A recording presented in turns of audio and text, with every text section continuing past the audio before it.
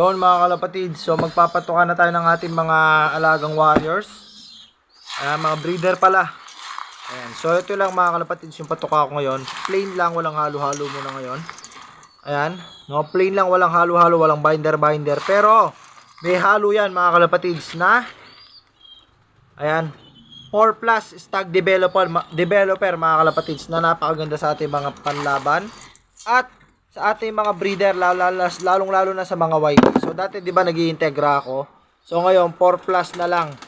4 plus stag developer. Yan ang sabi ni mentor mga kalapatids. Napakaganda nga. So hindi ako nagkamali na sinunod ko yung payo niya na mag 4 plus stag developer na available dyan sa Yellow Basket. At huwag nyo rin kalimutan mga kalapatids, meron tayo dyan sa Yellow Basket na flyer mix at breeder mix. Ayan. So yung pantakal natin, ganito karami lang mga kalapatids. Nasa yung pantakal ko. Ayan, isang pares, ganito karami lang.